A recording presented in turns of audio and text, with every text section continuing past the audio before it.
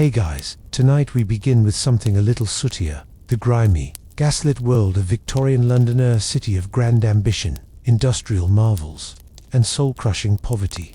This wasn't the London of Sherlock Holmes or Queen Victoria's palace, garden parties. This was the London of fog, filth, and foul smells, a place where surviving the day was a small miracle. So before you get comfortable, take a moment to like the video and subscribe, but only if you genuinely enjoy what I do here. And let me know in the comments where you're tuning in from and what time it is for you.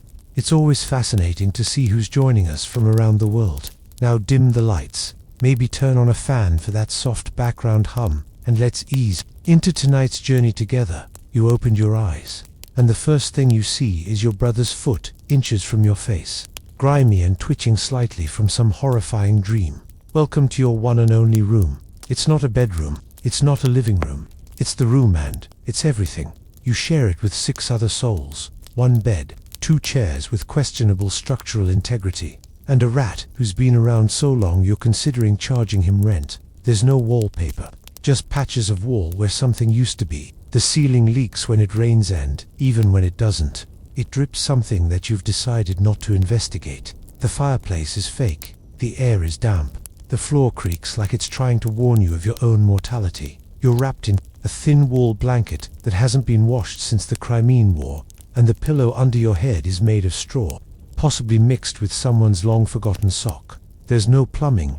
That bucket in the corner, that's the toilet, bath, an emergency water source. Depending on the time of day and level of desperation, you've learned to breathe through your mouth in the mornings. It helps a bit. There's one window, if you can call it that, so covered in soot and fog it mostly just lets in the sound of cartwheels, shouting vendors, and someone aggressively coughing 3 doors down. You try not to think about the fact that the window opens onto an alley where the butcher dumps his offcuts and your neighbor keeps his goat. Every morning begins with a family-wide shuffle. You dress under blankets to avoid the cold. You swap spots around the wash basin like it's a game of musical chairs with fewer prizes, and someone always knocks over the chamber pot. And yet, somehow, this room is still home. You know which floorboard creaks, which corner drips, and which window pane rattles just before your neighbor yells about his stolen boots. You know the smell, the dust, the strange sense of belonging. But make no mistake, this room isn't comfortable. It isn't cute. It's a place that prepares you for the day outside by making you suffer a little before you even leave. And trust me, the streets won't be kinder. You stumble out the front door, still blinking sleep from your eyes and clutching half a crust of bread, and immediately walk face first into a wall of choking fog. But this isn't the romantic, candlelit haze they write about in novels. No, this is London's infamous pea soup, and it's like trying to breathe through a cold, stuffed sock. The sky is grey. The street is grey. The air is grey. You can't see the end of your own arm, and you're pretty sure that's a lamppost ahead, possibly a horse. Could go either way. This fog isn't just weather, it's murderous. Formed by the happy marriage of industrial coal smoke and natural mist, it clings to everything. It seeps into your lungs, coats your throat, and gives your clothes that signature London look, soot-streaked and mildly flammable. You cough. Everyone coughs. It's part of the local soundtrack. Like church bells and clattering hooves. Children hack like lifelong smokers. Old men cough so hard they rattle windows. And doctors, well, they recommend moving to the countryside, which is great advice if you own land and your own lungs. The smell is a complex bouquet: chimney soot, sewage vapor, horse manure, and last night's overcooked cabbage. If perfume makers bottled this, it would be called eau de urban misery, and it gets into everything: your hair, your bread, your one nice shirt you wear to funerals and job interviews. It's all stained with the scent of progress. The worst part, no one's surprised. People go about their day blindly, literally. Street lamps burn all day long and still don't help. You hear someone trip in the alley next to you, and someone else swear as their umbrella disappears into the mist like a ghost ship. At night, it gets even thicker. The fog curls through door cracks. It blankets the tenement. And if you don't keep a candle lit, you might walk straight into the fireplace or worse, your neighbor's lap. So yes, the air in Victorian London doesn't just choke you, it brands you, smokes you, and dares you to keep breathing. And you haven't even reached the street market yet. You've made it out of bed, out of your smoke-soaked hovel, and down into the day's grey beginnings. Now your stomach groans. Time for breakfast. Except breakfast in Victorian London is less of a meal and more of a ritual in lowered expectations. If you're part of the working class, and you almost certainly are, breakfast isn't eggs or toast or a hearty pile of bacon. It's a crust of bread that could double as a roof tile. Maybe some porridge if the oats weren't eaten by the rats in the cupboard. And tea, always tea. Not because it's comforting, but because it's boiled. And anything that's been boiled probably won't kill you. Milk, only if you can afford it. And even then, it's a gamble. It might be watered down, or worse, preserved with formaldehyde by enterprising vendors who think child-safe is a loose guideline. Sugar is expensive. Butter, a legend. Jam, only if your aunt died and left you some in her will. If you're lucky enough to work in a factory or live near a bakery, you might sniff warm bread on the air. Don't get excited. That's not your bread. That's someone else's breakfast, likely belonging to a man with a hat and a last name on his door. And if you're really down on your luck, an orphan, an out-of-work widow, or just someone who lost their job to a machine, you might find yourself queuing at a workhouse for a ladle of greyish gruel. It's warm, it's edible. That's about the kindest thing one can say. Street vendors might offer fried potatoes or old meat pies. But beware, the meat is unidentifiable, the oil ancient, and the odds of intestinal regret high. Still, the smell is oddly inviting. When you're starving, everything smells like hope. You eat quickly, standing, wrapped in your coat like a cloak of denial. There's no dining room, no soft morning music, just cold fog, clanging wheels, and the distant sound of someone already yelling about stolen coal. And now, belly's only half full, and spirits not at all. It's time to step into the real monster, the streets of London. Welcome to the streets of Victorian Londoner, sprawling, chaotic organism, pulsing with smoke, mud, and misery. Every step you take is a calculated risk, and the street doesn't care if you're late for work, or just trying to cross the road without being trampled to death. First things first, there are no sidewalks, or if there are, they're so narrow, cracked, and crowded that using them is a polite suggestion, not a safety guarantee. The main road is a mucky battlefield of hoofbeats, wagon wheels, and ankle-deep sludge. Horse-drawn carts barrel past at terrifying speeds. Carriages clip corners. One false move, and you're face down in a puddle that smells like something died in it because something probably did. Now mind the gutters. They run down the middle of the street, carrying all the city's discarded glory, rotting vegetables, dead rats, coal ash, the contents of chamber pots dumped from upstairs windows, and the occasional shoe-foot optional. Crossing them without slipping requires Olympic-level balance, or a very long stick, and no dignity. But it's not just the terrain that's out to get you, it's the people too. You've got street urchins darting around like caffeinated squirrels, pickpockets brushing against your coat accidentally, and vendors yelling about eels, kippers, or something vaguely called meat. Everyone's yelling, all the time, about everything. There are also the coppers, trying to look important while ignoring most of what's happening around them. If someone gets stabbed, they'll eventually wander over assuming the shift hasn't ended or they haven't been bribed to look the other way. The air, still thick with smog, now flavored with horse manure and pipe smoke, and in the distance, you hear the bells of St. Paul's Or. Maybe that's just your ears ringing after someone shouted in your face about chimney soot. Oh, and if it rains, which it does, often the streets turn into rivers of filth. No one offers an umbrella. No one even looks surprised. You just pull your coat tighter and trudge through it, hoping your boots don't dissolve. And this is just your commute. Survive the streets, and you might live to find a job, or at least something that pays enough to keep bread on the table and rats off your toes. You've navigated the sewers, masquerading as streets, dodged horses and hooligans, and now it's time to make your living, if the city allows it. In Victorian London, a job isn't a title, it's a test of endurance, a way to slowly fall apart while clinging to the illusion of stability. If you're a man, you might be lucky enough to land work in a factory 12 to 16 hours a day, 6 days a week, for wages that wouldn't feed a well-behaved cat. The noise is deafening. The air is full of soot, metal shavings, and regret. If you lose a finger in the machine, don't worry. There are 20 children lined up behind you, ready to take your spot. Don't fancy machinery. Try bricklaying, or hauling coal, or working in the docks where your back gives out by 30. and your teeth fall out by 40, if you live that long. Women, you're scrubbing floors, washing other people's laundry until your hands dissolve, sewing buttons until you forget what daylight looks like, or for pennies, and when those options run out, there's always the street. No sick leave, no safety, and no sympathy. Maybe you're a chimney sweep, or a mudlark, digging through the Thames at low tide, looking for scraps of rope, nails, or bones to sell. The smell is free. The dysentery also included. Or perhaps you've landed in a workhouse, that magical institution, where the destitute are helped by being worked to the bone in exchange for food so bland it feels like a punishment. You're not here to thrive. You're here to not die too loudly. Jobs come and go. Illness doesn't. Injury means starvation.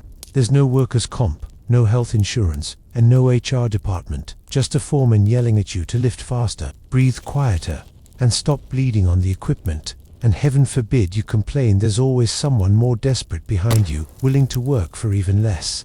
Competition is fierce, and compassion is scarce. So yes, you're employed. But don't get too excited. In Victorian London, a job doesn't pull you out of poverty, just gives you something to do while you're in it.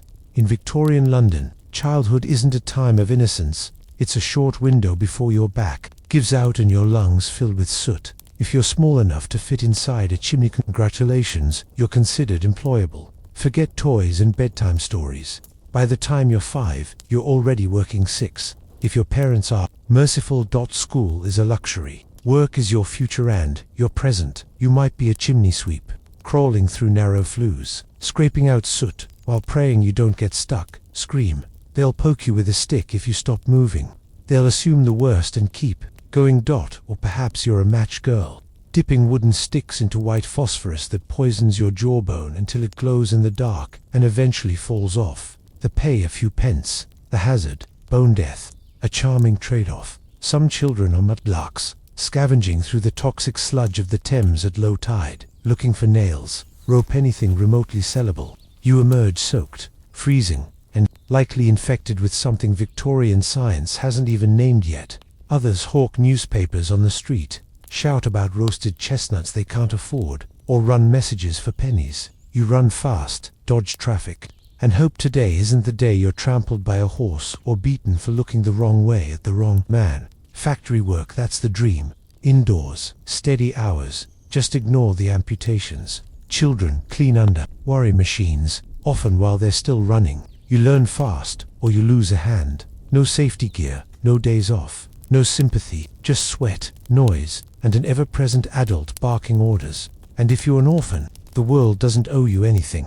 Workhouses, the street, or worse. Some are sold into service. Others vanish absorbed into the fog, a footnote in someone else's story. In the eyes of Victorian industry, children are cheap, obedient, and disposable. Childhood isn't stolen, it's simply never offered. And yet, somehow they survive. They play with scraps, sing songs in alleys, and laugh between shifts, between coughs, because they have to. Because in London, even children are expected to carry the weight of empire on their tiny, soot-covered shoulders. If you thought surviving Victorian London was hard as a man, try doing it as a woman. You work all the time. And no, you don't get applause or medals. You get callous exhaustion, and a society that expects you to smile while your spine collapses. If you're unmarried, you might be a domestic servant. That means scrubbing floors from dawn till dusk, hauling buckets of coal, blacking the hearth, ironing until your arms are canned, never sitting down unless someone tells you to. You eat last, you sleep in the attic, and if the master gets handsy, well, you should feel grateful. Apparently, married. That's not better, it's double duty. You clean your own home, likely a single filthy room.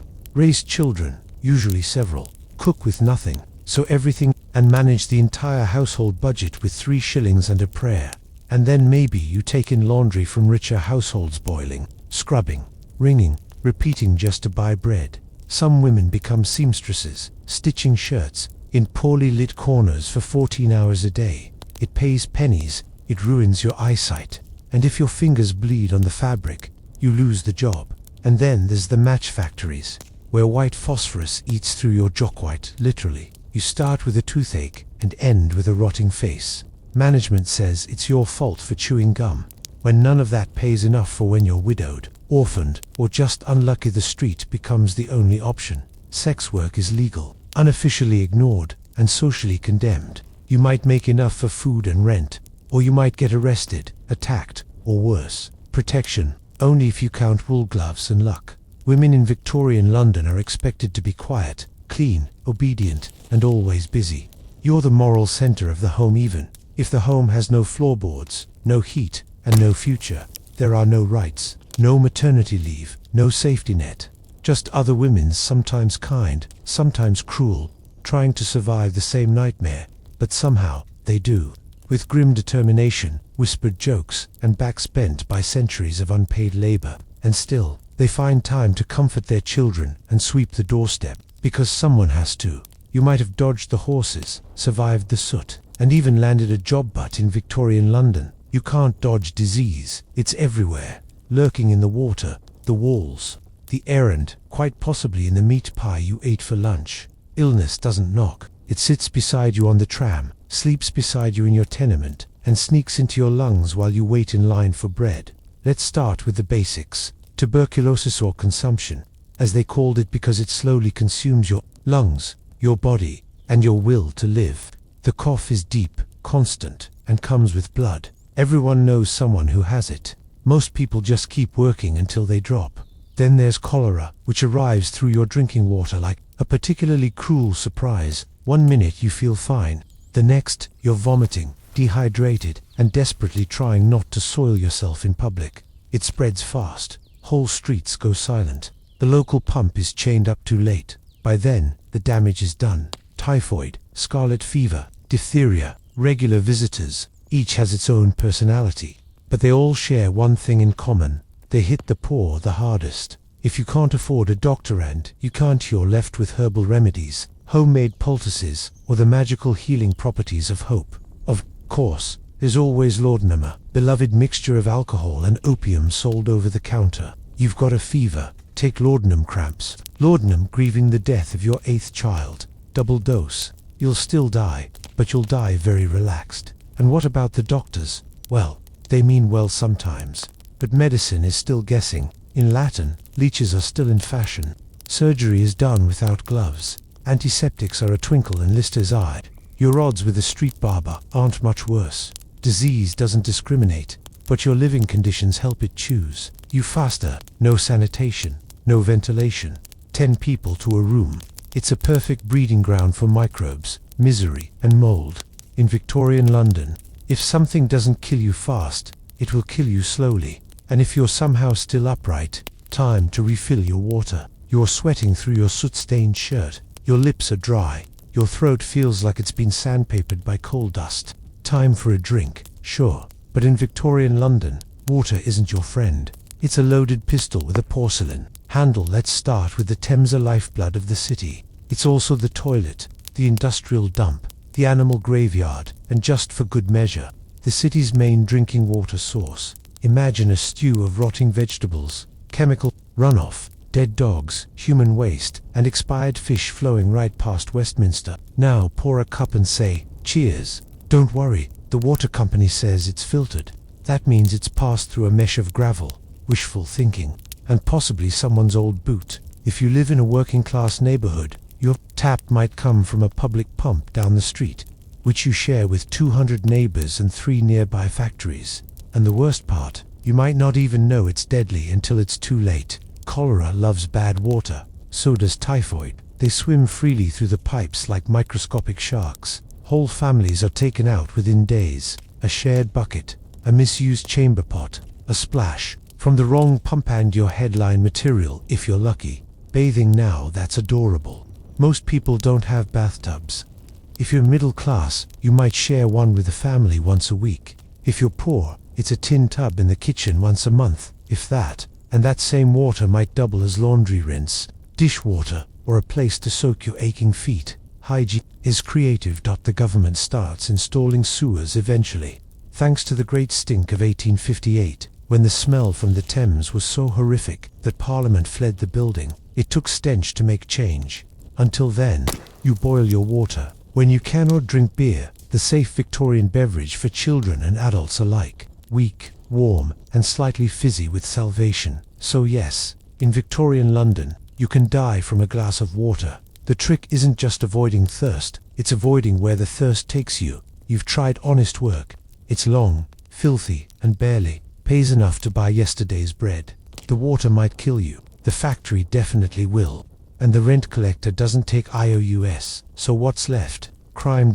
And in Victorian London, it's not just an act, it's a career path. Start small. Maybe you're a pickpocket or a dipper, as the slang goes. You blend into crowds near the markets, bump someone gently, and vanish with a pocket watch or coin purse. Charles Dickens made Oliver Twist famous, but the real-life versions didn't get musical numbers. They got sent to Newgate prison or shipped off to Australia. If you're a woman, you might become a fence buying and reselling stolen goods in back alleys, under layers of shawls and misdirection. Or maybe you run a twilight house where pickpockets drop their loot before the bobbies come sniffing. Feeling bold, become a Costa swindler, selling bruised fruit or watered-down milk from a rickety cart. Disappearing before complaints, catch up. Or try your hand at forgery, card tricks, or the always popular 3-card Montier fast-talking scam with a faster getaway. And if you've really got guts, there's always burglary.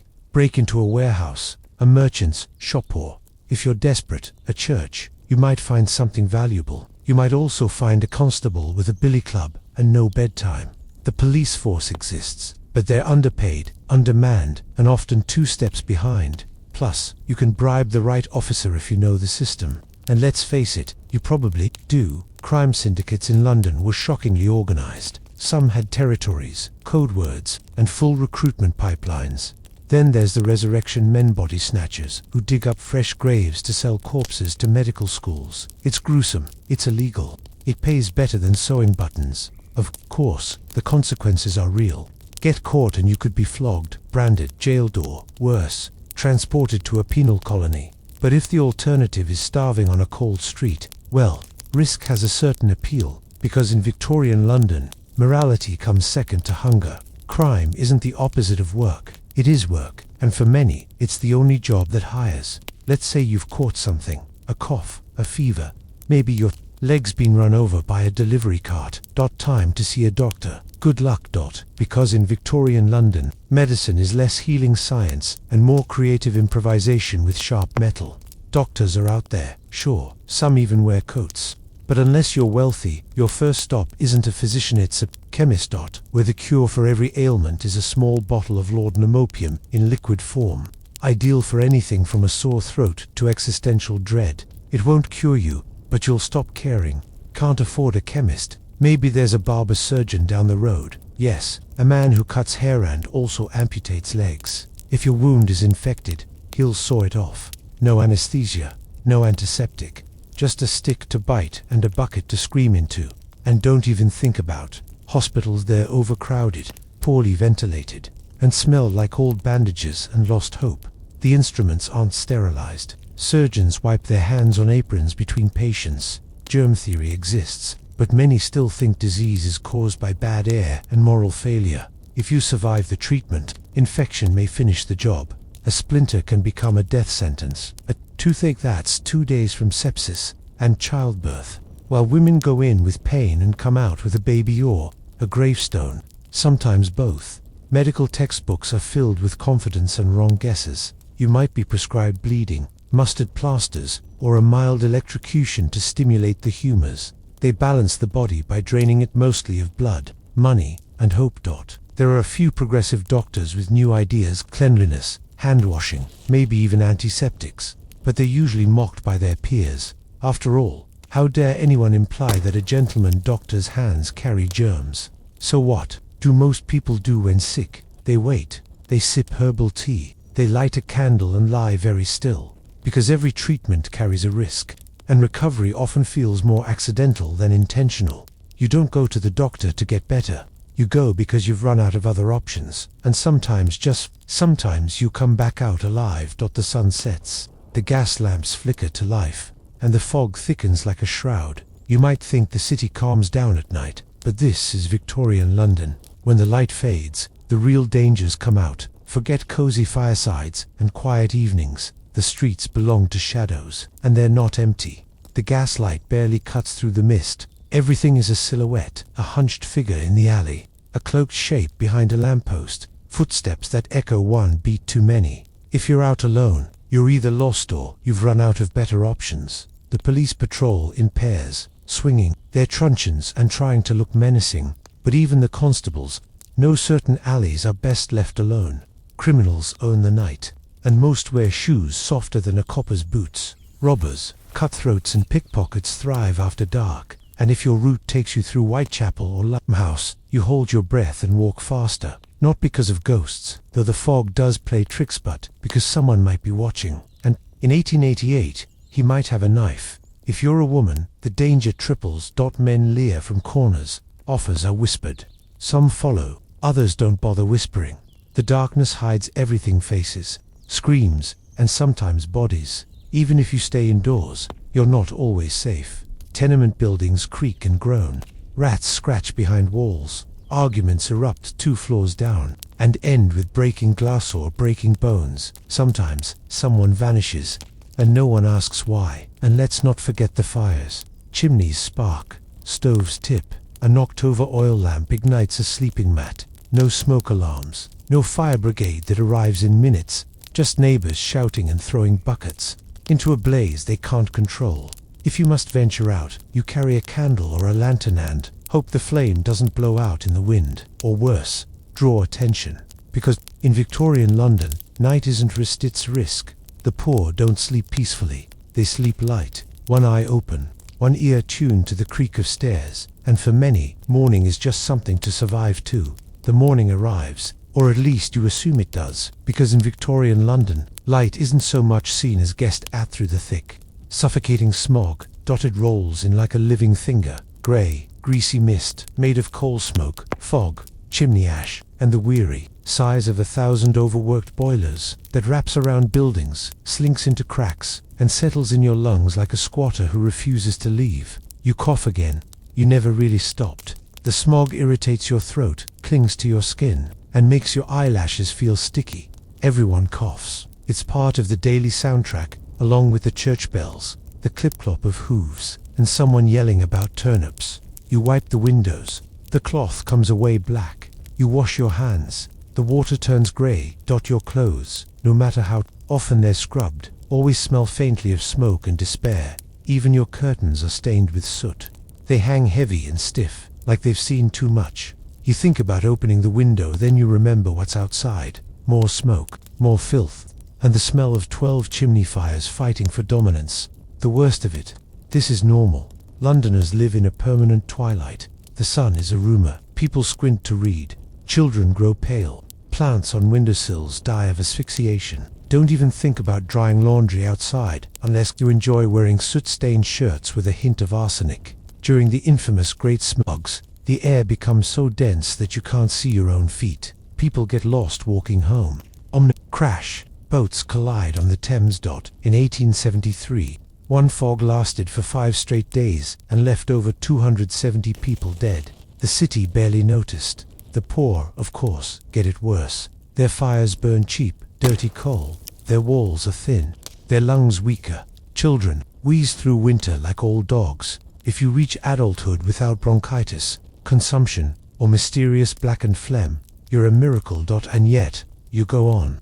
You light the stove. You step outside. You pretend not to taste the air, because in Victorian London, the smog never ends. It just waits for you. You'd be forgiven for thinking Victorian London was all soot, sickness, and screaming, and mostly, you'd be right. But even in the dirtiest corners, under the weight of poverty and fog, something human still flickers, because kindness, oddly enough, survives here too, though you often have to squint to see it. You might spot it in the shared loaf of bread, passed quietly between neighbors, when one family runs out before payday. Or in the woman who gives her last halfpenny to a barefoot child. With bloodied feet, there's no reward, just a nod, and maybe a smile, rare and precious. Even in the darkest places, the tenements, the alleys, the workhouses, people look out for each other. Not always, not perfectly, but often enough to prove that the city hasn't broken them completely. On a freezing night, a chimney sweep helps a new boy not get stuck on his first climb.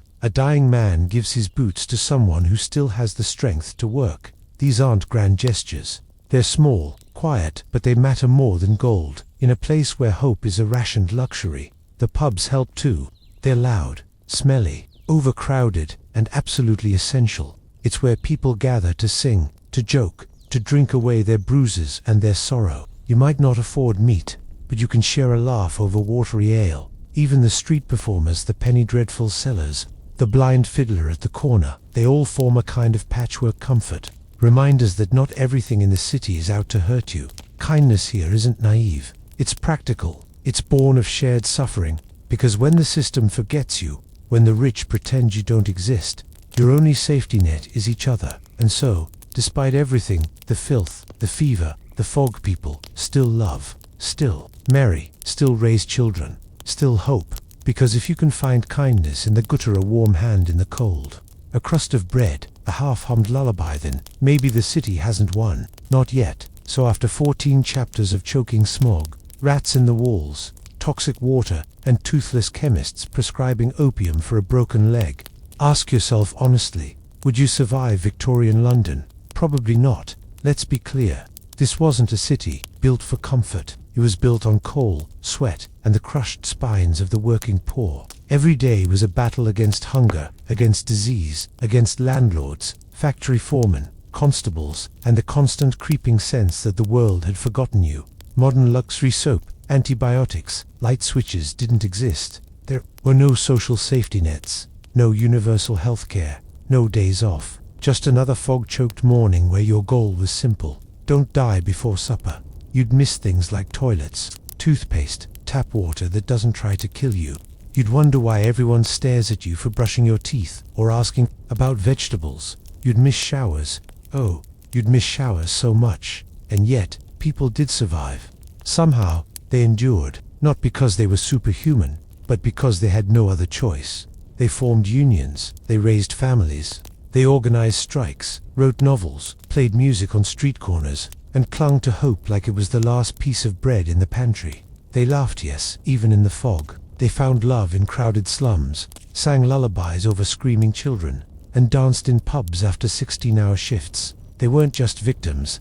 They were tough, resilient, and painfully human. You probably wouldn't last a day. And that's not a reminder. The people who did, they carried the weight of an empire on their backs, often barefoot, often hungry, and almost always ignored. They built the world we now complain about, in heated rooms with clean drinking water. So maybe it's okay that we wouldn't make it, but let's at least remember them not as soot-covered statistics, but as people who survived the impossible.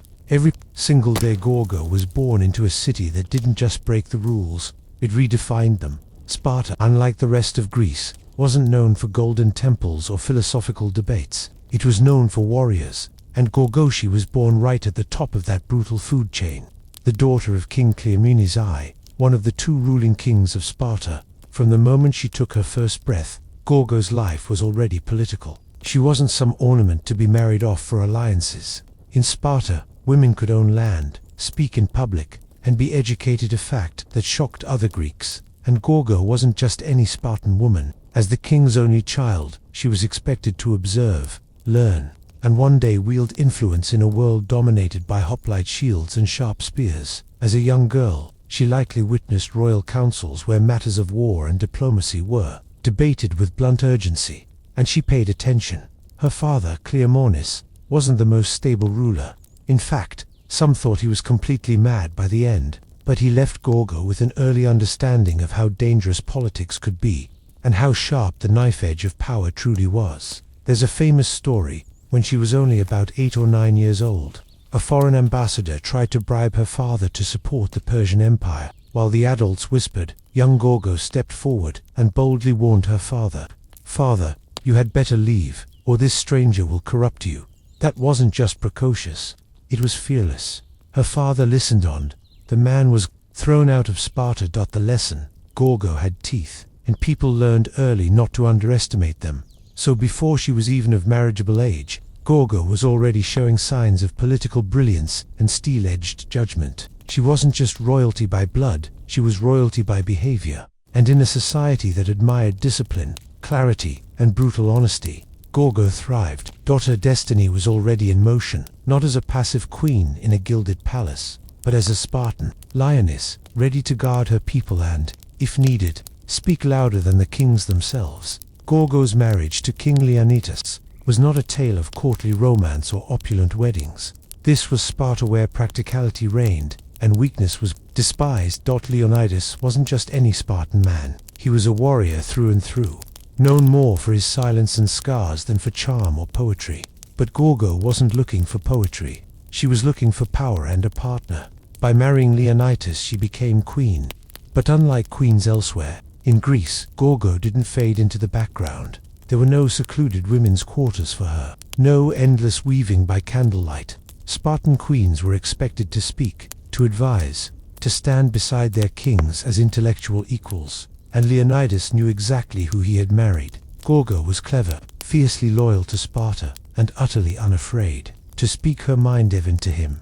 Their partnership was built on mutual respect. In the famously terse style of their people, they likely spoke few words, but every word counted. Gorgo, raised in the fire of politics since childhood, likely advised Leonidas on diplomatic tensions, Persian threats, and internal Spartan rivalries, while other Greek women were hidden from public life. Gorgo helped shape Spartan policy from within the palace walls and beyond. One of her most legendary moments came during the build-up to the Persian invasion. As tensions with Xerxes grew, Leonidas prepared to march north with his small army of 300 Spartans. Before he left, Gorgo, now a seasoned political mind, wasn't overcome with tears or begging. Instead, she offered him just 6 chilling words: "Come back with your shield, or on it." That wasn't just a farewell. That was an order. It was the ultimate Spartan commandery, minding her husband that death in honor was preferable to life. In shame, if he couldn't win, he was to die standing. And Leonidas did. At Thermopylae, he and his 300 fell to the last man, buying precious time for Greece to rally. His death would echo through history, but Gorgo's words would echo louder. She didn't just send her husband off to die, she helped forge the myth of Thermopylae itself. While Leonidas died, a hero, Gorgo lived to protect the legacy, and perhaps to shape the empire his sacrifice tried to save. After Leonidas' death at Thermopylae, many queens would have slipped quietly into mourning, perhaps disappearing from the public eye. Not Gorgo. In fact, her influence only grew stronger. She had become more than just a widow. She was now the living symbol of Spartan resilience, and while statues were built for the fallen, Gorgo became a living reminder of why they fought in the first place. With Leonidas gone, Sparta was vulnerable, not just militarily, but politically. The war with Persia still raged. Alliances were fragile. Tensions ran high across the Greek world. In this chaos, Gorgo acted as both guardian and strategist. Though we don't have detailed records of her day-to-day political maneuvers, several ancient sources, including Herodotus, make it clear when matters of diplomacy or internal threat arose, Gorgo was consulted. She wasn't just included, she was trusted. One story tells of a hidden message sent to the Spartans on a wooden tablet. The text had been scraped away and replaced with wax to disguise its contents, a warning about Persia's coming invasion.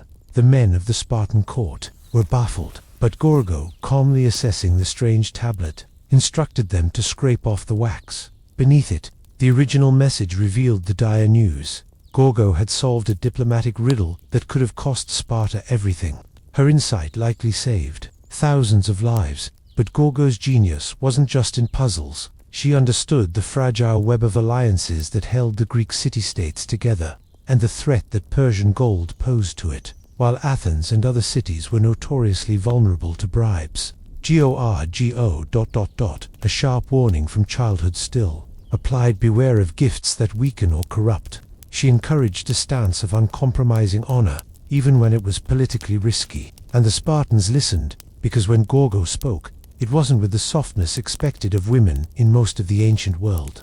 It was with the precision of a soldier and the clarity of a strategist. She knew what was at stake, not just Sparta's land, but its very soul. Even in grief, Gorgo remained unshaken. The shield Leonidas carried into battle may have been lost, but Gorgo became something greater, the mind that would carry Sparta through its darkest days. To understand Gorgo's significance, you have to understand what it meant to be a woman in Sparta, and how Gorgo took that already rare privilege and amplified it into something nearly legendary. Spartan women were unlike any other in the ancient world. While Athenian women were confined to the home, barred from politics, and barely educated, Spartan women were trained to be physically strong, mentally sharp, and socially assertive. This wasn't just cultural flair, it was a survival strategy. Spartans believed that strong women produced strong sons, so girls ran, wrestled, and trained alongside boys in their youth. They were expected to be healthy, confident, and unafraid to speak blunt truths. But Gorgo wasn't just one of many tough Spartan women. She was the finest example of what Spartan womanhood could be. She was known not just for her wisdom, but for her razor-sharp wit. There's a famous anecdote where a foreign woman asked her, "Why are you Spartan women the only ones who rule your men?" Gorgo didn't hesitate. She shot back, "Because we are the only women who give birth to men." That line wasn't just clever, it was pure Sparta. It signaled a culture where female strength was seen as essential, not ornamental. In Gorgo's world, motherhood wasn't a passive role, it was a political one. To raise a Spartan son was to train a future warrior. And for Gorgo, raising her own son, Clearchus, who would become king after Leonidas, was an act of devotion not just to family, but to the entire Spartan state. She likely oversaw his early education, surrounded him with the values of honor, sacrifice, and discipline, and instilled in him a love not for glory but for duty. Yet Gorgo never flaunted her power. She didn't need to. Her voice carried weight precisely because she used it sparingly and always with precision. She wasn't a ruler in name, but a force in reality. While Sparta remained a dual monarchy led by men, Gorgo's presence ensured there was always a keen-eyed strategist watching from behind the throne. In many ways, she was the unspoken law of Sparta, upholding its ideals, pushing its leaders, and sharpening its spine. Gorgo didn't just redefine what it meant to be a queen, she redefined what it meant to be a Spartan. The death of Leonidas at Thermopylae was a seismic moment, not just emotionally, but politically. He had become a martyr for all of Greece, a symbol of resistance against Persian tyranny. But Sparta could not afford to weep for long. War was still raging, and the decisions made in the months that followed would determine the fate of the entire Greek world. And while Gorgo held no official rank, her influence didn't vanish with her husband's body. With her son Clearchus still a minor, a regency had to be established. While historical records don't list Gorgo as a formal regent, we can be sure she had a role in guiding his education and shaping the political decisions made in his name. This wasn't a time for grieving mothers. This was a time for cold calculation. The Persian threat was still looming, and Greece was deeply divided. Athens wanted to fight on sea, Sparta on land. Unity was fragile. It was likely during this critical period that Gorgo became something of an unofficial advisor to the Spartan Gerousia, the Council of Elders. She understood both Persian cunning and Greek pride, and more importantly, she understood how to balance Spartan honor with practical survival. Sparta could not afford to be reckless, nor could it afford to look weak. Gorgo had seen what unchecked ambition did to her father Cleomenes, and she had learned how to walk the tightrope of power. She would have been present as Sparta debated its next steps, whether to march north again, whether to commit troops to the naval battle of Salamis, or whether to defend the Peloponnesus and let the rest of Greece fend for itself. These were not easy decisions, and they were being made by men who had just lost their king in a blaze of glory. Gorgo's presence, rational, emotionally controlled, and deeply patriotic, may have been the anchor Sparta needed. There is no record of her giving orders, but there didn't need to be. Spartan queens led through example, not decree. Her mere survival, her unshaken presence, was itself a kind of leadership. In a city obsessed with honor, Gorgo had already proven that she could carry the shield, and now, without Leonidas, she carried the memory of his sacrifice into every political decision that followed. That as the war against Persia raged in the years past, Gorgo's role subtly shifted from queen consort to queen mother, from political influencer to guardian of legacy. Yet she was never a relic of a past era. Gorgo remained a living embodiment of Spartan ideals, a presence so formidable that even without a crown or battlefield, she still commanded attention. Her son Clearchus eventually took the throne, but he was not the kind of king his father had been. Quiet, less known, and largely absent from military glory. Clearchus ruled in the long shadow cast by Leonidas, and behind him, still watching, was Gorgo, the woman who had raised him, shaped him, and ensured he understood what it meant to carry the blood of a hero. But what made Gorgo exceptional wasn't just her connection to two kings. It was her mind, her reputation, and the rare fact that she appears by name in multiple ancient sources, something extremely uncommon for women in classical history. Herodotus, the so-called father of history, mentions her more than once, praising her intelligence and recounting her ability to solve riddles and navigate political threats. In a world where women were often nameless shadows, Gorgo stood out not as a myth, or a lover, or a tragic figure, but as a mind to be reckoned with. She was in many ways the embodiment of what Sparta wanted to believe about itself, a society where even women were strong, wise, and ready to defend their homeland at any cost. Gorgo didn't need to fight with a spear. She fought with words, with counsel, with unwavering resolve. Her contributions weren't made on dusty battlefields but in war councils and private conversations, in raising a king and keeping a nation emotionally intact during its darkest hours. But why build such lavish structures in such remote and unforgiving places? Part of the answer lies in the symbolism.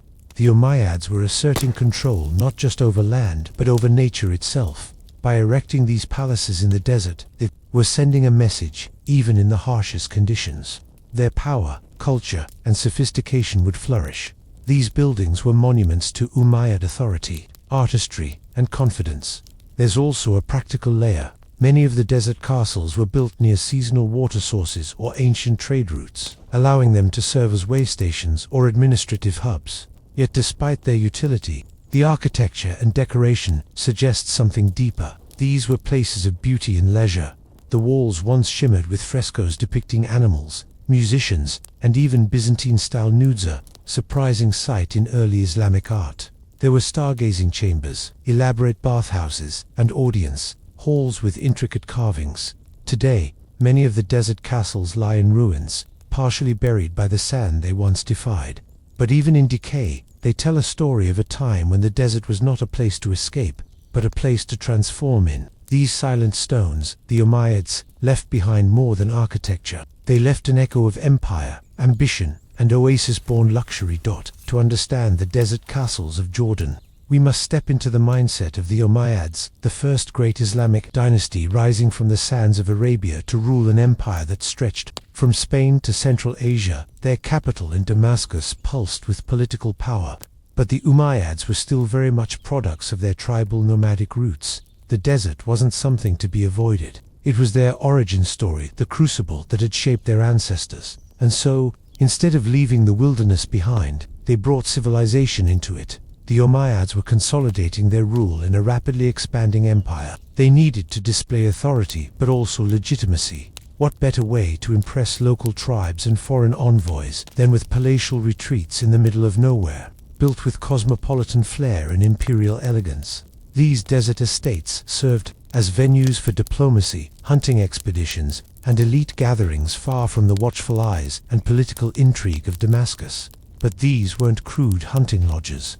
They were sophisticated, often blending Roman, Byzantine, and Persian architectural influences. The Umayyads had inherited the architectural vocabulary of the lands they conquered, and they weren't afraid to mix styles. Some of the castles featured mosaics of grapevines, fountains framed with Corinthian columns, and frescoes filled with mythical creatures. This eclectic blend of East and West sent a clear message. The Umayyads were not just desert warlords, they were heirs to a broader multi-civilizational legacy.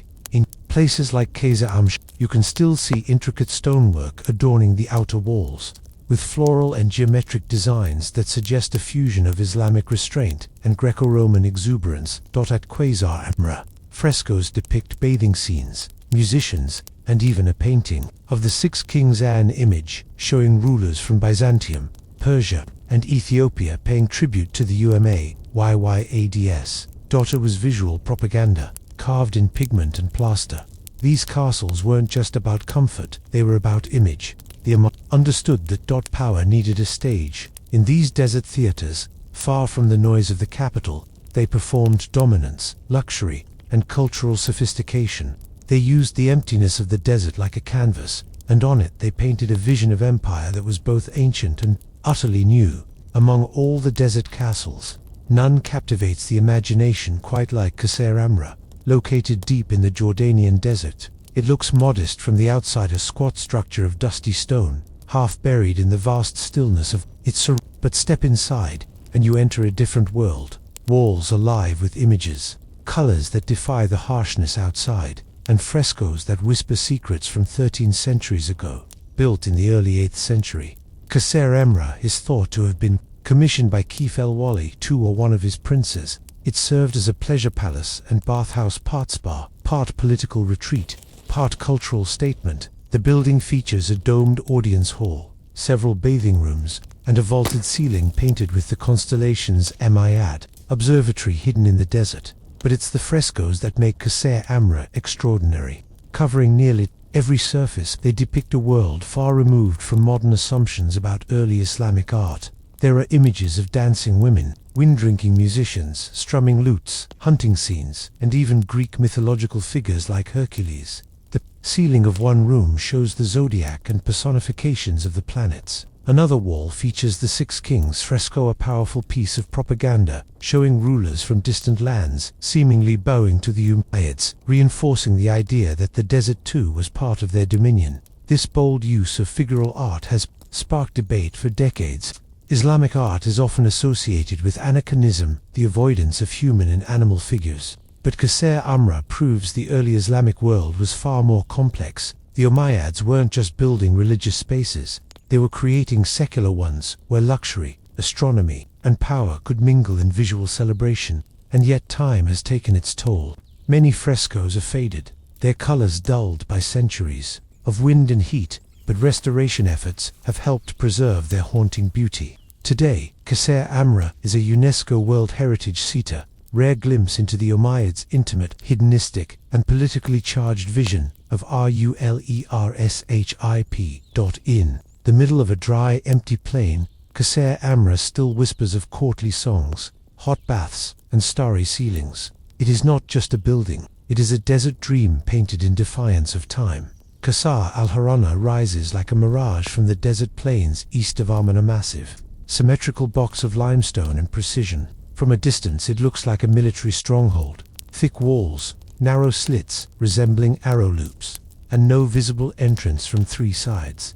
But here's the twist. Qasr al-Harana isn't a fortress, at least not in the traditional sense. Its secrets lie not in warfare, but in its puzzling design and uncertain purpose. Built around the early 8th century, this desert structure is one of the best preserved Umayyad castles, yet scholars remain divided over what it actually was. Despite its fortress-like appearance, there are no real defenses, no battlements, no water source, and no evidence of a standing garrison. The narrow slits may have let in light, but they wouldn't have stopped attackers, so why the armored disguise? The prevailing theory is that Qasr al-Harana served as a caravan surya, roadside, in for traders, travelers, and diplomats crossing the desert. Its 60 or so rooms, arranged over 2 floors around a central courtyard, could easily accommodate guests, servants, and animals. It may have also functioned as a meeting point for tribal leaders, a space for the Umayyad administration to exert influence over the Bedouin tribes who controlled the routes of the desert. Inside, the structure reveals more subtle sophistication. There are vaulted ceilings, decorative niches, and even traces of The second floor features rooms that may have been used for gatherings or negotiations, private enough to conduct business but grand enough to impress. Some of the graffiti etched into the walls suggest literate guests from diverse regions, offering clues to its wide usage. Qasr al-Harana feels like a riddle built to look like a fortress but behaving like a salon. Its very ambiguity may have been intentional. In a time of expanding borders and political uncertainty, appearances mattered. The structure signaled strength, stability, and hospitality all at once. Even centuries later, her name remains one of the few ancient Spartan women preserved by history, not because she was a queen, but because she was impossible to forget. In an age when the achievements of women were easily erased, Gorgo's intellect, sharp tongue, and political bravery left a mark too deep to wash away. She didn't inherit greatness, she carved her own version of it. And Sparta, brutal and uncompromising as it was, loved her for it. Sparta prized few things: silence, strength, and discipline. But Gorgo managed to make her voice one of its sharpest weapons. She didn't speak often, but when she did, her words were remembered for centuries. She was living proof that in a culture where words were precious, the right ones could echo louder than shields clashing in battle. Gorgo was a master of Spartan wit, a form of verbal warfare all its own. She didn't use metaphors or flowery speeches. She used the truth, delivered like a knife to the heart of pretense. One of her most quoted responses came when a foreign woman asked, "Why are Spartan women the only ones who rule their men?" Gorgo's reply was legendary, "Because we are the only women who give birth to men." The line wasn't just a jab, it was a manifesto in 6 words. She summarized the entire Spartan worldview and female empowerment, the way only a Spartan could with blunt, blistering pride. She used language like a general uses tactics. When she exposed the bribe attempt to her father as a child, she didn't stammer or plead. She issued a warning. When Persian messages came hidden in wax, she offered the solution without hesitation. Gorgo didn't just speak, she strategized through words, and Sparta listened. In a male-dominated society built around the sword, Gorgo showed that intellect could be a battlefield. To daughter, statements have the rhythm of command and the clarity of someone who understood power not as ornamentation but as responsibility. She didn't need to scream to be heard. She made every word a dagger, and what made her words so devastating was that they were always anchored in truth. She didn't bluff, she didn't flatter. Gorgo knew exactly what was expected of her as a queen, as a Spartan, as a woman who had seen kings fall and wars ignite. She met those expectations head-on, not with emotional outbursts, but with calculated, unforgettable replies. Her voice was her weapon, her intellect was her armor. And while many queens are remembered for their tears or their beauty, Gorgo was remembered for what she said down for, never saying anything she didn't mean. In Sparta, that was the highest form of respect anyone could earn. Gorgo's later years was spent in a city that never softened. Unlike other Greek palaces that evolved into cultural centers, Sparta refused to compromise its militaristic identity. It remained rigid, proud, and dangerously insular, and Gorgo, still standing tall amidst its stone and bronze, witnessed the long consequences of Leonidas' sacrifice not only for Sparta, but for Greece itself. The Persians were eventually repelled. Yes, but victory came at a price. Sparta emerged from the Persian wars with immense prestige, hailed as the protector of Greek freedom, but with honor came rivalry. Athens, fueled by democracy and ambition, grew in wealth and influence, slowly drifting from ally to adversary. Tensions simmered, and a new storm was brewing, the Peloponnesian War. It was a conflict that would define the next generation of Spartans, including Gorgo's own son. If Gorgo saw the writing on the wall, she likely recognized that Sparta's strict ideals, once its greatest strength, were now becoming limitations. While Athens adapted and innovated, Sparta remained unmoved. The same military codes that once made Sparta invincible also made it inflexible. But Gorgo, ever pragmatic, likely accepted this reality with the same steely clarity she had shown all her life. She had lived through more than one kind of war, not just the ones with spears and arrows, but wars of diplomacy, of shifting alliances, of internal unrest. By now, Gorgo had likely become a living relic in the best sense of the word, a link to Leonidas, a symbol of what Sparta once was, and a reminder of what it might become again if it stayed true to its core, without losing its mind to arrogance. No records survive describing her final days, but there's no reason to believe she met them with anything less than calm resolve. She had already done more than most women and most men of her time. She had ruled without ruling, fought without a sword, and shaped a city that didn't even allow its kings to indulge in softness. If Gorgo mourned, she did so privately. If she hoped for the future, she kept it to herself. Because in Sparta, emotions were not for display. Legacy was on hers, was already secured in bronze and blood. Gorgo of Sparta didn't need marble statues or epic poems to be remembered. Her legacy was etched in something far stronger, the collective memory of a city built on discipline, honor, and defiance. Unlike other queens whose stories were wrapped in tragedy or romance, Gorgo's tale is one of sharp intellect, political savvy, and enduring pride. She stood at the intersection of two of Sparta's greatest icons, daughter of King Cleomenes, wife of King Leonidas, and yet she was never overshadowed by either. She wasn't a footnote in their stories. She was a chapter all her own. Historians and scholars still marvel at how frequently her name appears in the writings of Herodotus, not as a passive royal, but as a decisive figure in a world that almost never recorded the names of women. Gorgo, cut through the silence like a spear through a shield.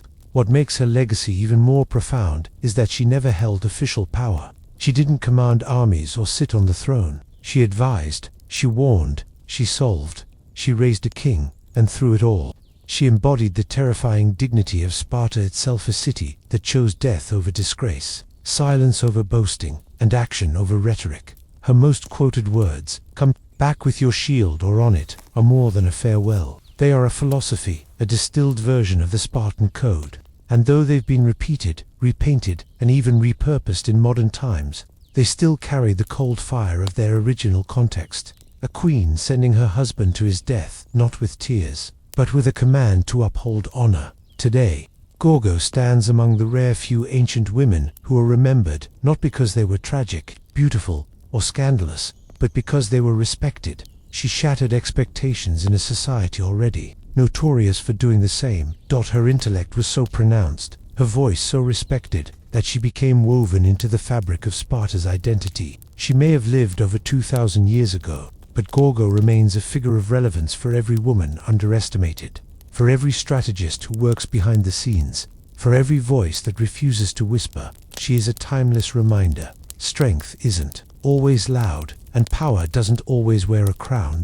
In the heart of Jordan's sun-bleached deserts, where the horizon seems to melt into the sky and silence reigns over the sands, stand the remains of a forgotten royal ambition, the desert castles. These haunting structures, scattered across the desolate landscape, seem almost like hallucinations. Grand facades rising out of the emptiness, complete with domed roofs, decorated arches, and faint traces of long-faded frescoes. That they are beautiful, mysterious, and isolated, and they've puzzled historians for centuries. Built during the Umayyad Caliphate in the 7th and 8th centuries, these castles weren't built to repel armies or defend trade routes. They weren't fortresses in the traditional sense. Instead, they were luxurious retreats, seasonal residences, pleasure palaces, and hunting lodges for the Umayyad elite.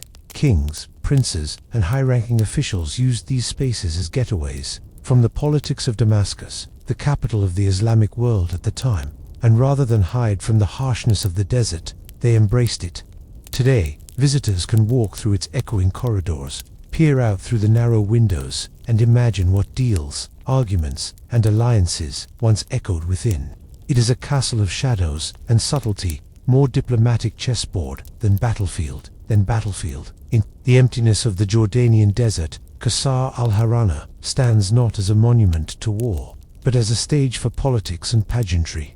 Qasr al-Mashata may be ruined today, but even in its fragmented state, it dazzles with ambition. Located just south of Amman, this Umayyad palace was never fully completed, yet its unfinished bones still whisper of imperial dreams. Among all the desert castles, Qasr al-Mashata is perhaps the most architecturally elaborate, and its surviving facade is one of the finest examples of early Islamic stonework in existence. What immediately strikes visitors and historians is the extraordinary stone relief that once adorned its southern facade, carved with geometric patterns, floral motifs, and stylized animals. The wall is a stunning fusion of Byzantine, Sassanid, and early Islamic artistic traditions. It's a visual manifesto of the Umayyad identity, powerful, cultured, and inclusive of the civilizations it had conquered or inherited. Ironically, much of the facade isn't in Jordan anymore. In the early 20th century, the Ottoman Sultan gifted part of it to the German Kaiser. Today, the largest surviving portion resides in the Pergamon Museum in Berlin, a fragment of desert glory displaced into European marble halls. But even without it, the ruins at Mashata remain remarkable. You can still see the carefully arranged foundations, the outlines of a grand courtyard, and hints of the richly ornamented entrance hall. So what was Qasr al-Mashata meant to be? Most scholars believe it was intended as a winter palace, not just a retreat, but a royal statement. Its scale and artistry suggest it was meant to impress visitors, perhaps foreign dignitaries or tribal allies. The palace would have featured audience halls, private quarters, courtyards, and even a mosque hall, part of a self-contained oasis of power in the desert. but then construction abruptly stopped. Some say the death of Kif al-Wali II, who commissioned it, led to its abandonment. Others point to structural issues or shifting political priorities.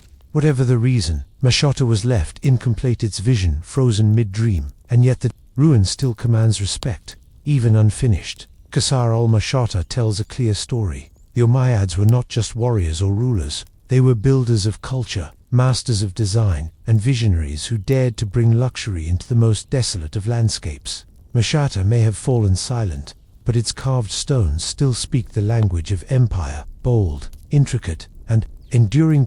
It might seem strange at first, elaborate bathhouses in the middle of the desert, but for the Umayyads, hammams were more than just places to wash. They were spaces of ritual, relaxation, diplomacy, and even celestial contemplation, scattered throughout the desert castles of Jordan.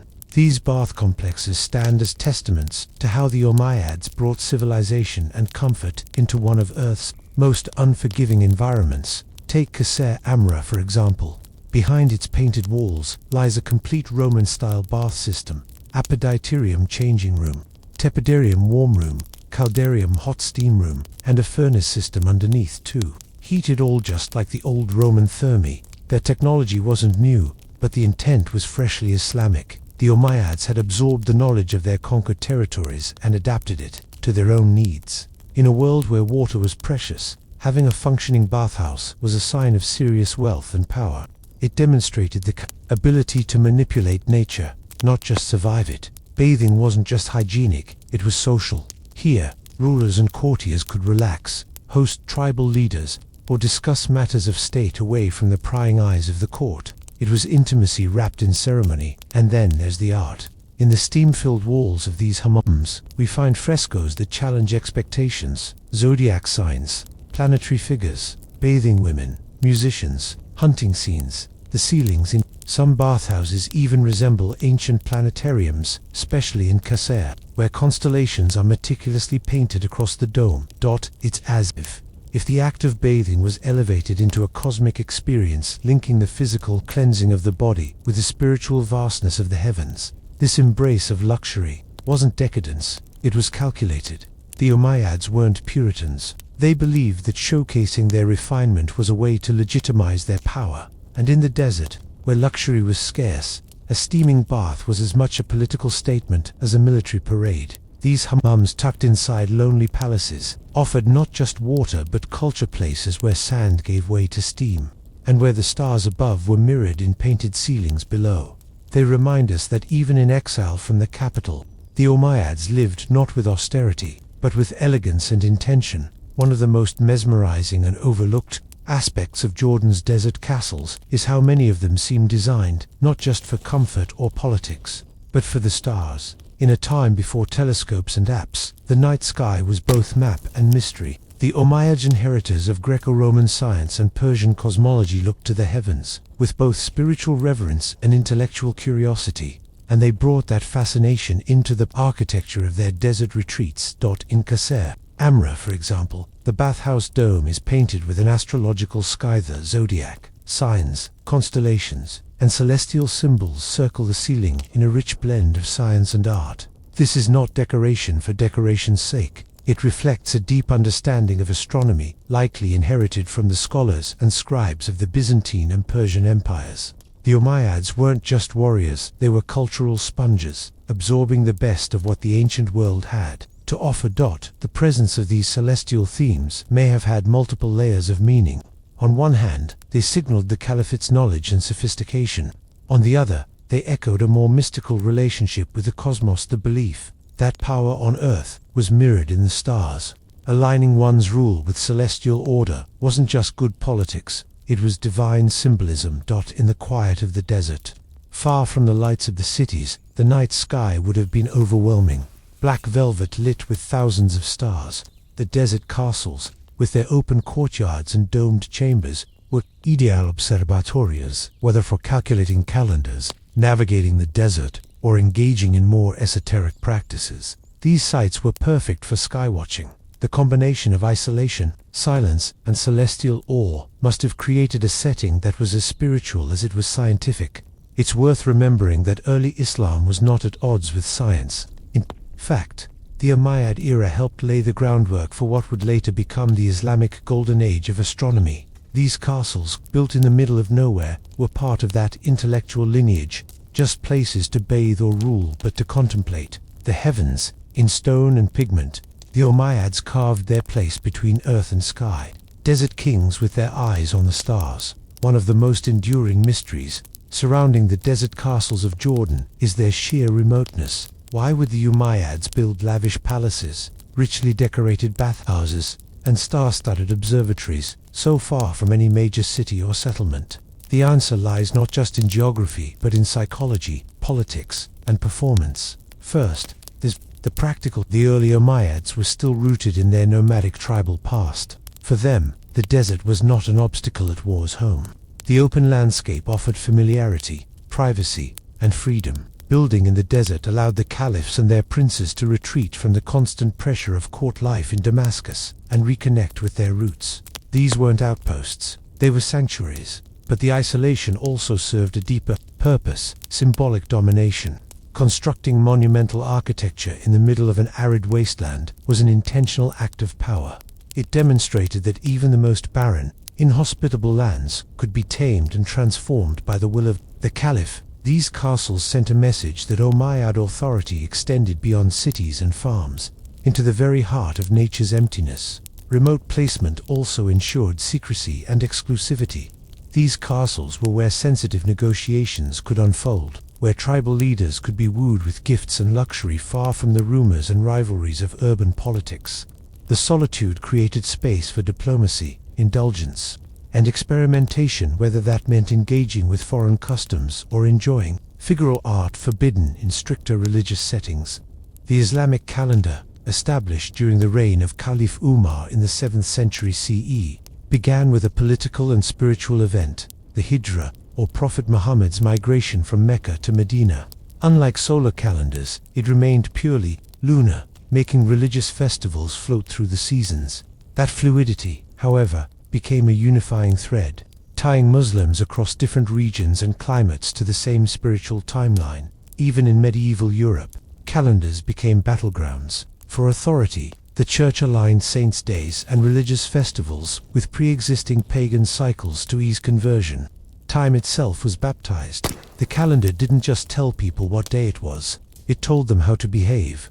Calendars weren't neutral. They were curated by those in charge, defining when debts were due, when armies marched, when gods were honored, and when history began. From emperors to priests, kings to astronomers, the right to mark time became a form of dominion, because to shape the calendar was to shape reality itself, to make your story the rhythm of everyone else's life. By the 16th century, time itself had drifted out of sync. The Julian calendar, once a masterpiece of Roman engineering, had slowly lost accuracy.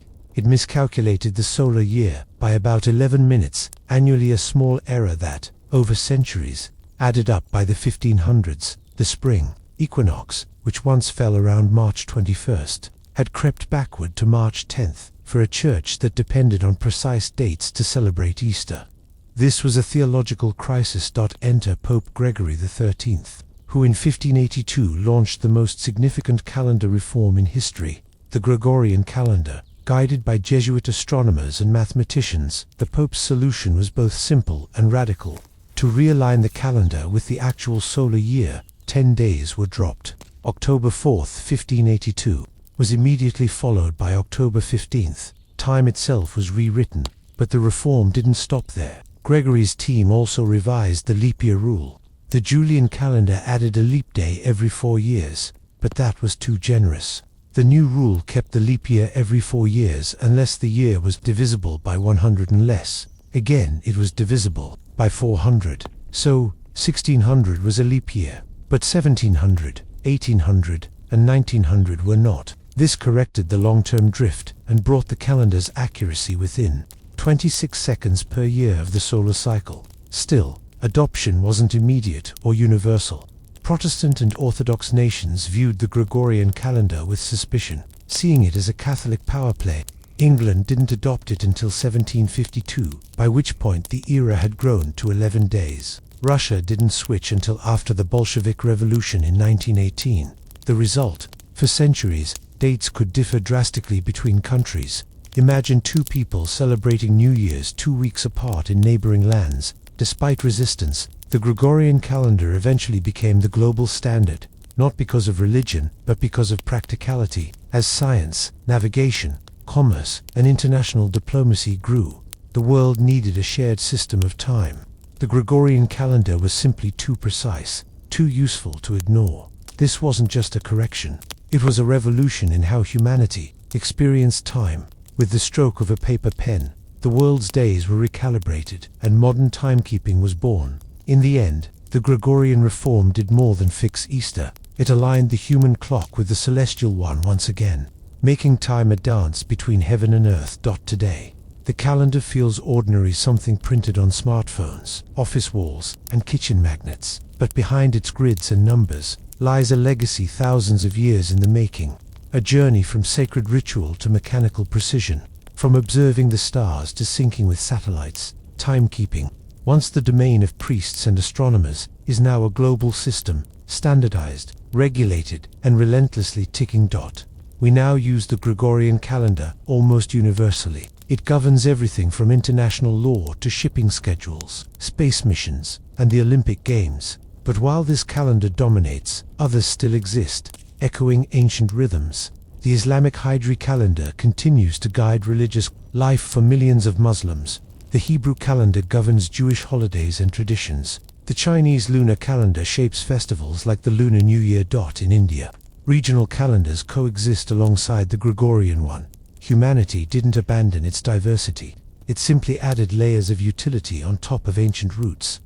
And then, there's atomic time, the most precise method of timekeeping ever created. Based on the vibrations of cesium atoms, International Atomic Time (TI) measures seconds with such accuracy that it would only gain or lose 1 second every hundreds of millions of years. From this, we derive Coordinated Universal Time (UTC), the global time standard used for everything from internet protocols to airline schedules. Leap seconds are sometimes added to UTC to account for Earth's slightly inconsistent rotation, a reminder that even in the age of perfection, the planet itself refuses to be completely predictable. Yet despite all this precision, we still live according to rhythms that are deeply human.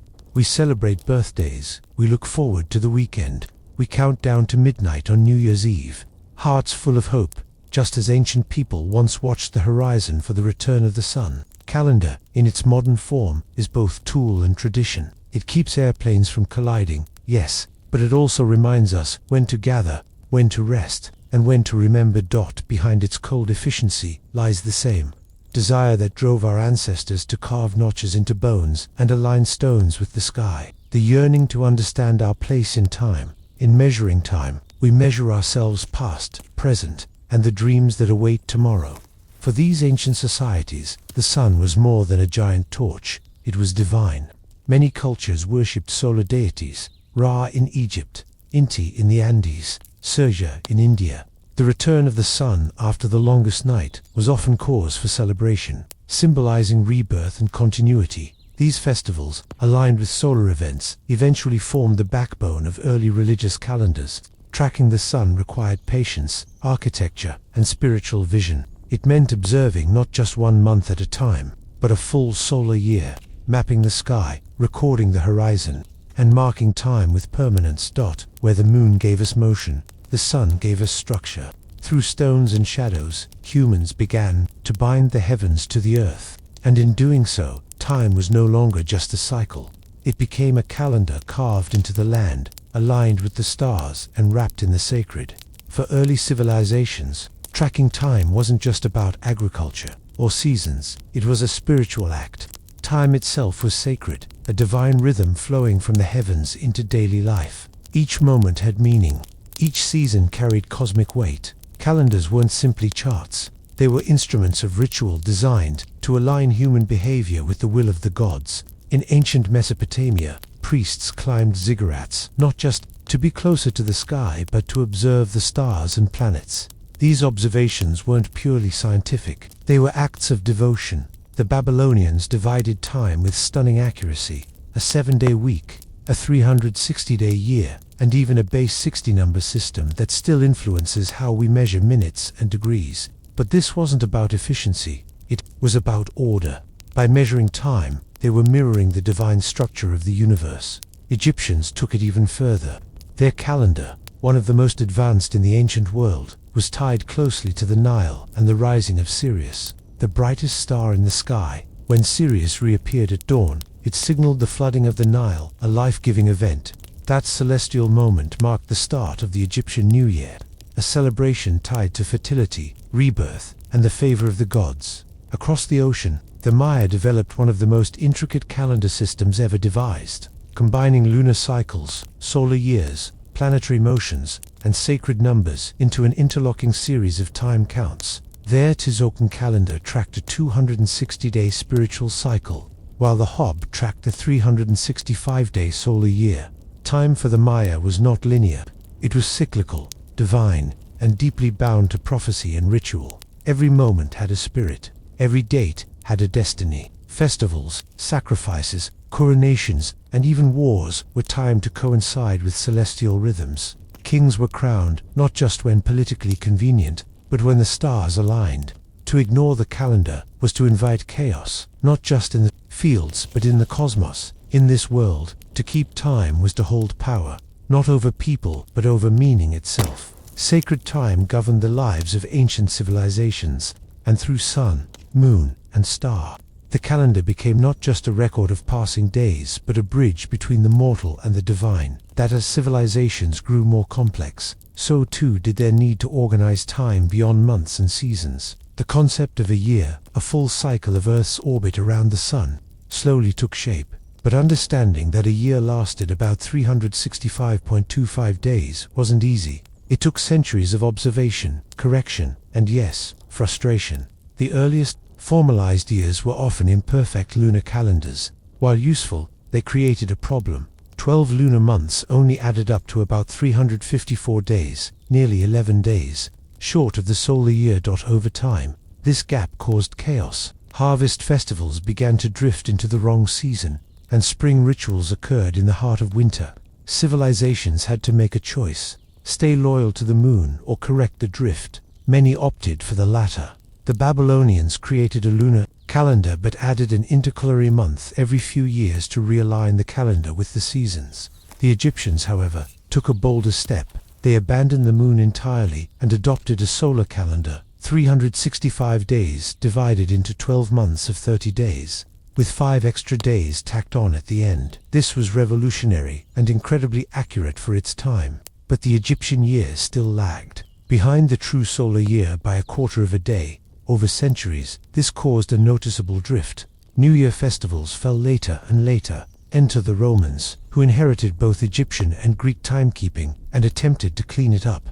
Their early Roman calendar was a confusing blend of lunar months and political manipulation. Months were added or removed based on political needs, causing enormous inconsistencies. It wasn't until Julius Caesar introduced the Julian calendar in 45 BCE that things changed. Advised by the Alexandrian astronomer Sosigenes, Caesar implemented a 365-day year with a leap day every 4 years, accounting for that pesky extra quarter day. It was a monumental fix and the first truly solar calendar to gain widespread use across an empire. The idea of a year became not just a tool for farming, but for taxation, governance, military campaigns, and religious observances. The calendar now shaped empires. The invention of the year was humanity's triumph over chaos, a decision to place order on the swirling sky. And once we'd named the year, we began to measure everything within it, giving history its rhythm, and civilization its pulse. Start with the year defined. Humanity's next challenge was to break it down, to carve the vast stretch of days into manageable, meaningful chunks.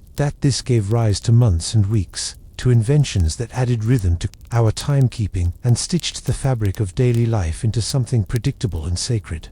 Months, at their root, come from the moon. Most ancient societies initially based their calendars on lunar cycles, the 29.5-day rhythm between full moons. 12 of these created a lunar year, totaling roughly 354 days.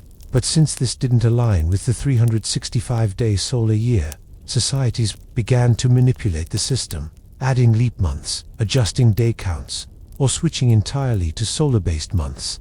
like the Egyptians and later the Romans. The Romans are largely responsible for the names and shapes of the months we use today. Their early calendar started in March, and months were named after gods like Martis for Mars, numbers like September 4-7, and later emperors July for Julius Caesar, August for Augustus, through political reforms, most notably Caesar's Julian calendar. The 12-month solar calendar became standardized, with months ranging from 28 to 31 days. But what about the week? That strange 7-day unit that doesn't neatly divide a month or a year. Its origins are more mystical than astronomical. The Babylonians, fascinated with the number 7, derived it from the 7 visible celestial bodies: the Sun, Moon, Mars, Mercury, Jupiter, Venus, and Saturn. They assigned each day to a planet, a practice that influenced later Greek and Roman naming systems and survives today in many languages. That the Jews solidified the 7-day week through religious tradition.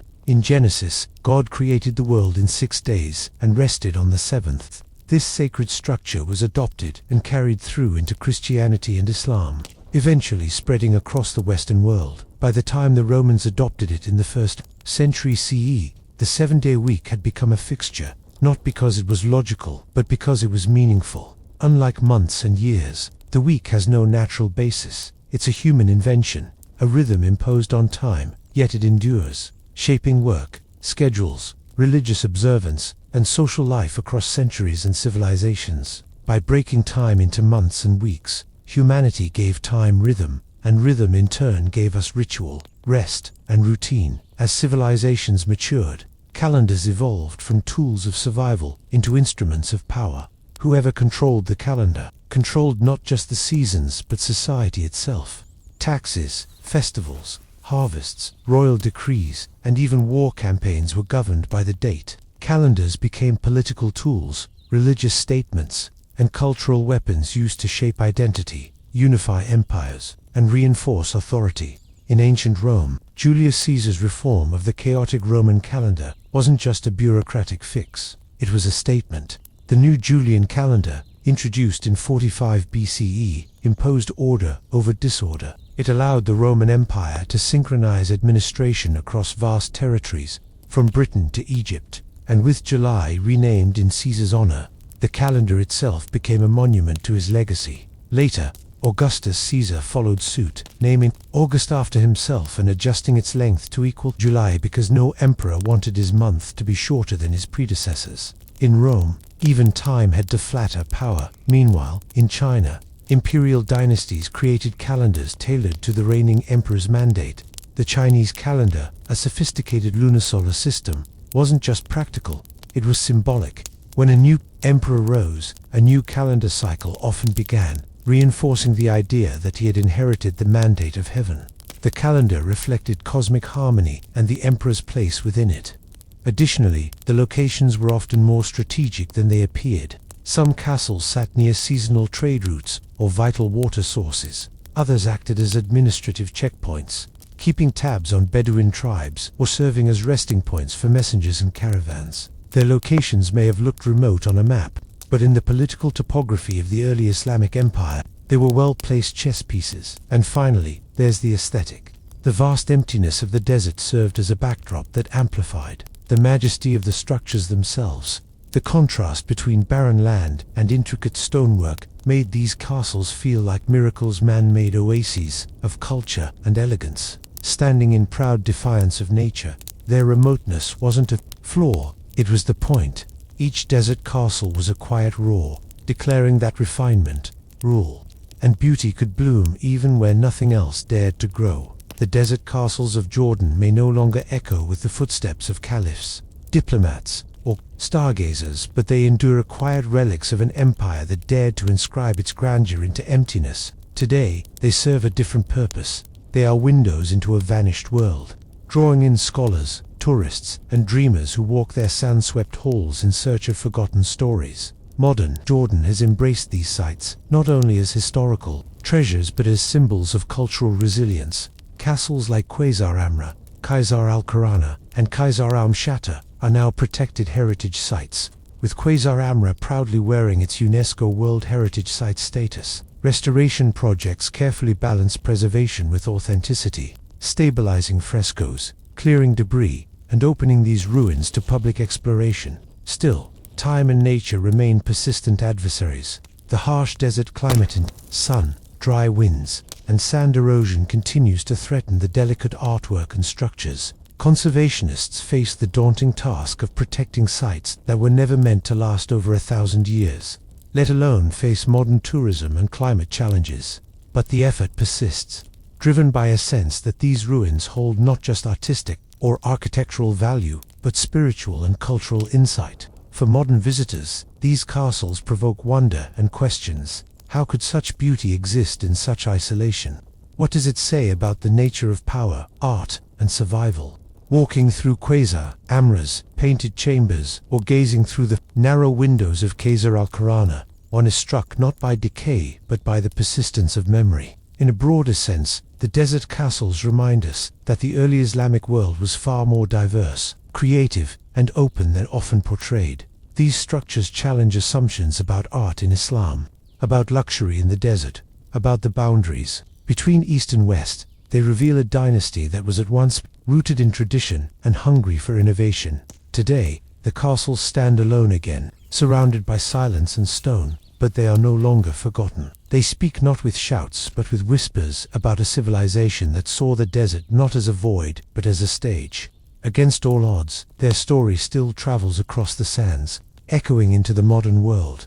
Imagine a world without numbers, without writing, without even the concept of months or hours. This was the world of our Paleolithic ancestors. Yet even then, time moved, and people noticed. Before there were calendars, timekeeping devices, or even language to describe it, early humans tracked time by watching nature. The rhythm of the earth, its light, its seasons, its sky was their only clock. The most obvious cycle was the day itself.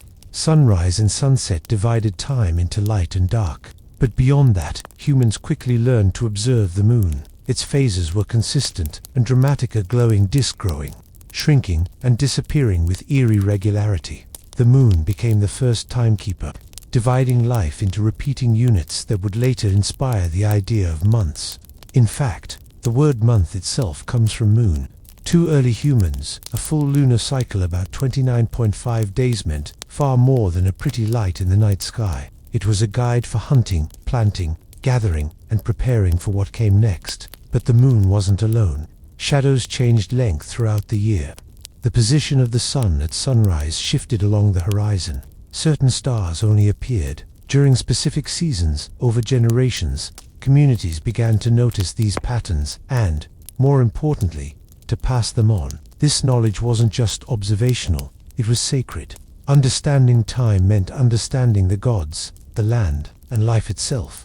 Ancient people carved notches into bones, painted symbols on cave walls, and aligned stones with the sun's rising point during. These weren't primitive scribbles. They were early efforts at marking the passage of time. Some of the oldest known calendars come from 30,000 years ago.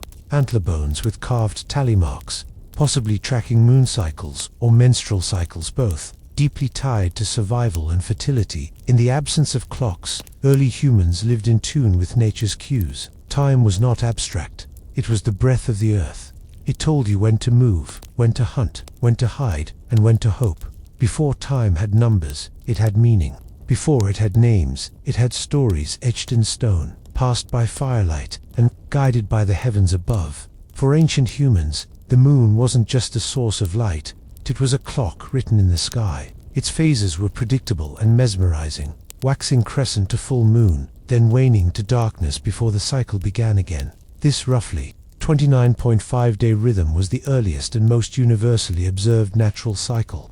Long before civilizations, rose hunter-gatherers across continents were counting moons, not years or weeks, but moons. These lunar phases became the foundation of the first real calendars. We know this because archaeologists have found engraved bones and stones with carved markings in repeating sequences, likely tallying the days between each visible moon phase. Some of these artifacts are over 30,000 years old, predating writing and even agriculture. One such find, the Ishango bone from Central Africa, contains a series of notches that many scholars believe correspond to a lunar calendar. perhaps even one used to track fertility or hunting seasons. Why the moon? Because it was the easiest way to see time change. Solar changes happened slowly, and stars required deep knowledge. But the moon was obvious, shifting every few days and offering a sense of progress. For early humans, especially nomadic ones, this was practical and reliable. A month was a complete moon cycle, and 12 of those came close to a full solar year, though not quite. This mismatch would cause problems later, especially for agricultural societies that needed more accurate planting schedules. As civilizations began to form, many cultures formalized these lunar calendars. The Babylonians, Egyptians, Chinese, Maya, and Hebrews all used versions of lunar timekeeping. Some, like the Islamic calendar, remain strictly lunar to this day. Others began adjusting, adding leap days or months to sync the moon's cycle with the solar year. But in these early stages, the moon reigned supreme. The calendar wasn't just a tool, it was a sacred map. The moon was often personified as gods, goddesses, or celestial beings who watched over the people. Its cycles were tied to festivals, rituals, and myths. In tracking the moon, early humans weren't just measuring time, they were giving it meaning. The moon taught us to count, and in counting, we began to understand time not as an endless blur, but as something that could be held, named, and passed on. As human societies evolved from nomadic bands to settled agricultural communities, the moon alone was no longer enough. Farming required more than knowing when a month had passed. It demanded precise awareness of the seasons: when to plant, when to harvest, when rains would come or frost would return. And for that, early humans turned to the sun. Unlike the moon, the sun's movements were subtle, stretching across the horizon over the course of a year, but those who observed patiently began to notice a pattern. The sun did not rise and set in the same place every day. At certain times of year, what we now call the solstices and equinoxes, the sun reached key turning points. These became cosmic anchors, marking the longest and shortest days and the times when day and night balanced perfectly. Ancient people began to build solar calendars, not with ink but with stone. The most famous example is Stonehenge in England. Though its exact purpose remains debated, its alignment with the summer and winter solstices is unmistakable. On those days, the sun rises or sets perfectly in line with specific stones. In a world without clocks, this was breathtaking precision. Similar alignments appear across the globe in the Nabta Playa stone circle in Egypt's desert, in Chaco Canyon in North America, and in the temples of Machu Picchu. These weren't random, they were built by skywatchers who connected celestial events with agricultural cycles and religious rituals.